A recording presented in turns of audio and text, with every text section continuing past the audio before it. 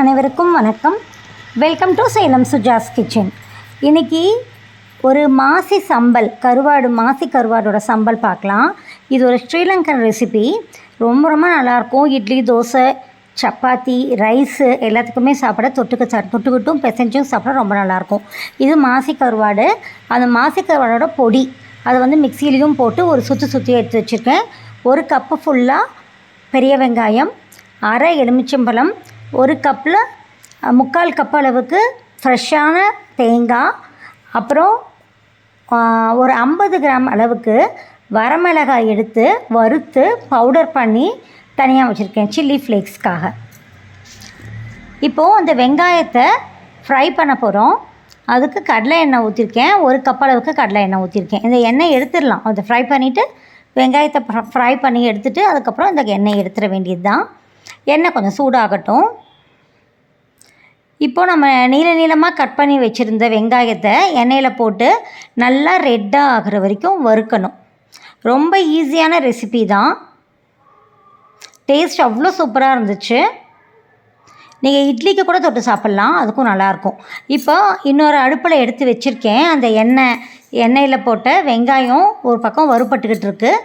அதுக்குள்ளே இன்னொரு பக்கத்தில் ஒரு கப் அளவுக்கு, அதாவது ஒரு மூடி அளவுக்கு தேங்காவை துருவி அதை மீடியமில் வச்சு ஃப்ரை பண்ணலாம். எண்ணெயெல்லாம் எதுவும் ஊற்றலை, ட்ரை ரோஸ்ட்டு.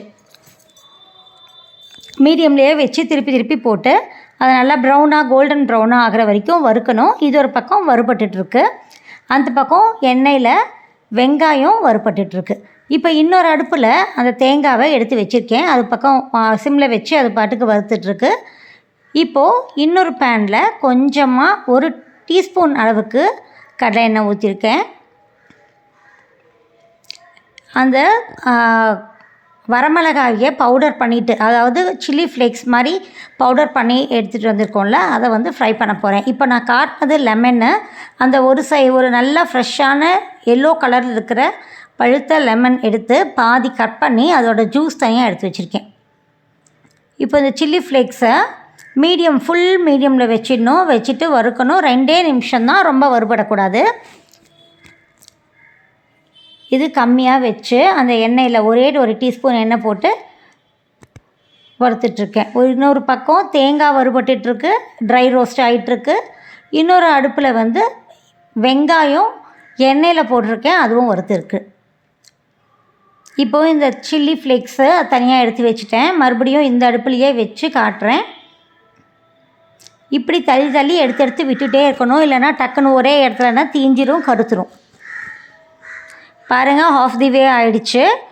கொஞ்சம் கலர் சேஞ்ச் ஆகிருக்கு. இன்னும் நல்லா கோல்டன் ப்ரௌனாக ஆகணும். அது வரைக்கும் மீடியம்லேயே வச்சு ஃப்ரை பண்ணணும். இப்போ இந்த அளவுக்கு ஹாஃப் லெமன் எடுத்திருக்கேன். அதை ஜூஸ் பிழிஞ்சு வச்சுருக்கேன். பாருங்கள், கலரு கோல்டு கலரில் வந்துருச்சு தேங்காய். இது தனியாக எடுத்து வச்சுக்கலாம். இந்த வெங்காயமும் ரெடி ஆகிடுச்சு. வெங்காயமும் எது மாதிரி ஒரு கோல்டு கலரில் இருக்குது பாருங்கள். நல்லா ரோஸ்ட் ஆகணும், ஃப்ரை ஆகணும். இது இந்த கலருக்கு வரணும். வெங்காயம் வந்ததும் அதை ஒரு வடிகட்டியில் எடுத்து போட்டுக்கலாம். வெங்காயத்தை எல்லா வெங்காயத்தையும் எடுத்து போட்டுட்டு காட்டுறேன். இந்த அளவுக்கு இருக்கணும். இதை தனியாக ஒரு பாத்திரம் மேலே வச்சிடலாம். எக்ஸஸாக இருக்கிற ஆயிலெலாம் வந்துடட்டும். இப்போ கருவேப்பிலை நல்லா ஒரு 4-5 ஈர்க்களவுக்கு, கைப்பிடி அளவுக்கு கருவேப்பிலை நல்லா பிடிச்ச புடியில் ஒரு கைப்பிடி.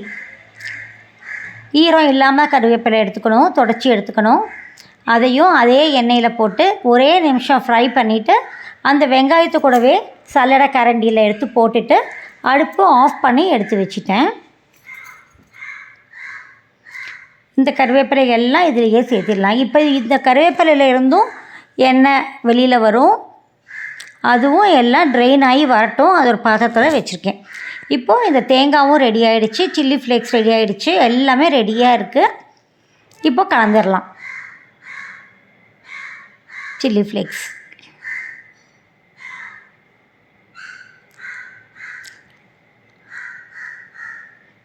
இப்போ அடுப்பு பற்ற வச்சுருக்கேன். மாசி கருவாடு, இது கீழக்கரையில் வாங்கின கருவாடு. இந்த கருவாடு தூளாகவே தான் நான் வாங்கினேன். அதையுமே மிக்சியில் ஒரே ஒரு பல்ஸ் போட்டு எடுத்தேன். ஏன்னா ரொம்ப ஃப்ளேக்ஸாக இருந்தாலும் நம்மளால் இட்லிக்கு தொட்டு சாப்பிடும்போது சாப்பாட்டுக்கு தெரியாது, இட்லிக்கு தொட்டு சாப்பிடும்போது ரொம்ப ஃப்ளேக்கியாக இருக்கும். அதனால் ஒரே ஒரு பல்ஸ் விட்டு எடுத்து அதை ட்ரை பேனில் போட்டு ஒரே நிமிஷம் வறுத்து எடுத்துக்கிட்டேன். எதுக்கு அப்படி வறுத்தேன் அப்படின்னா, அந்த கருவாடு கொஞ்சம் சூடாகட்டும். ஏன்னா அந்த பச்சை எப்படி தான் நம்ம கருவாடு அப்படியே சாப்பிடாலும் பிடிக்கும்னாலும் சிலருக்கு அந்த பச்சை வாசனை, கருவாடோட பச்சை வாசனை பிடிக்காம கூட இருக்கலாம். அதனால் அந்த கருவாடையும் ஒரே ஒரு நிமிஷம் கொஞ்சம் லைட்டாக சூடு பண்ணிக்கிட்டேன். இப்போ தேங்காயெல்லாம் ஒரு ஓரமாக தள்ளிட்டு அடுப்பு ஆஃபில் தான் இருக்குது, இன்னுமே பற்ற வைக்க வேண்டிய அவசியம் இல்லை. இப்போ காட்டுறதுக்காக அந்த பேன்லேயே போட்டிருக்கேன். வெங்காயம், கருவேப்பிலை, வறுத்த மாசி எல்லாத்தையுமே ஒன்றா போட்டு நான் மிக்ஸ் பண்ணுறேன். அடுப்பெல்லாம் எரியலை, அந்த பேன்லேயே அகலமான பேனாக இருக்குங்கிறதுனால அப்படியே வச்சுருக்கேன். இப்போ சில்லி ஃப்ளேக்ஸ் 50 கிராம் அளவுக்கு எடுத்திருந்தேன். அதில் 1.5 டீஸ்பூன் அளவுக்கு மட்டும் விட்டுட்டு 3.5 டீஸ்பூன் அளவுக்கு நான் இதிலையே சேர்த்துருக்கேன். காரம் பார்த்துட்டு தேவைப்பட்டுச்சுன்னா சேர்த்திக்கலான்னு. ஆனால் இதே கரெக்டாக இருந்துச்சு. இதுக்கப்புறம் நான் சேர்க்கவே இல்லை மிளகாயை.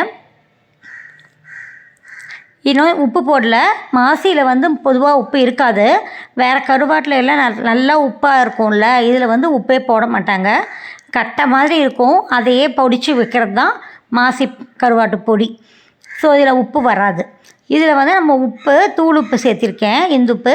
அதை லைட்டாக அப்படியே கொஞ்சம் ஒரு அரை ஸ்பூன்லேருந்து 3/4 ஸ்பூன் அளவுக்கு தான் போட்டிருப்பேன். அதை அப்படியே லைட்டாக போட்டுட்டு பெசரி விட்டுக்கலாம். இப்போ ஒரு தட்டில் மாற்றிக்கிட்டேன். அது எல்லாத்தையுமே அப்படியே அந்த பேன்லேருந்து தட்டில் கவுத்தி எல்லாத்தையும் மாற்றிக்கிட்டேன். இப்போ லெமன் ஜூஸு, அரை லெமன் ஜூஸு, இதே அளவு நான் காட்டின அளவுக்கே செஞ்சிங்கன்னா எதையுமே மாற்ற தேவையில்லை. அதே அளவுக்கு கரெக்டாக இருக்கும், நல்ல டேஸ்டியாகவும் இருக்கும். அரை லெமன் எடுத்துக்கோங்க. இப்போ இதில் லெமனு, அப்புறம் கோகோனட்டு, தேங்காய் எல்லாமே ஃப்ரெஷ்ஷாக இருந்தால் ரொம்ப நல்லாயிருக்கும், ரொம்ப நாளுக்கும் வரும். 1 மாதம் வரைக்கும் வெளியில் பாட்டிலில் போட்டு வச்சுருக்கலாம். நம்ம ரைஸ்க்கு போட்டு பிசையும் போது கூட எண்ணெய் போட்டுக்கணும் அப்படியெல்லாம் ஒன்றுமே இல்லை. நீங்கள் அப்படியே ஒரு ஸ்பூன் எடுத்து போட்டு பிசைஞ்சு ஒரு பிடி அப்படியே ஒரு ரவுண்டாக ஒரு உருண்டை பிடிச்சி அப்படியே சாப்பிட்றலாம். சூப்பராக இருக்குது. டேஸ்ட் பார்த்துட்டேன். தேவைப்பட்டுச்சுன்னா உப்பு அதிகம் போட்டுக்கலாம். காரம் கம்மியாக இருந்துச்சுன்னா அந்த சில்லி ஃப்ளேக்ஸ் வறுத்து வச்சுருந்தோம்ல, அதிலிருந்தும் கொஞ்சம் போட்டுக்கலாம். ஆனால் எனக்கு எதுவுமே தேவையாக இல்லை, எல்லாமே கரெக்டாக இருந்துச்சு. ரொம்ப ரொம்ப டேஸ்ட்டான ஸ்ரீலங்கன் மாசி சம்பல் செஞ்சோம். ரொம்ப நல்லா இருந்துச்சு. டேஸ்ட் பண்ணி பாருங்கள். செஞ்சு எப்படி இருந்துச்சுன்னு எனக்கு ஃபீட்பேக் சொல்லுங்கள். தேங்க்யூ ஃபார் வாட்சிங் சேலம் சுஜாஸ் கிச்சன். ஈஸியாக செய்யுங்க, டேஸ்டியாக சாப்பிடுங்க.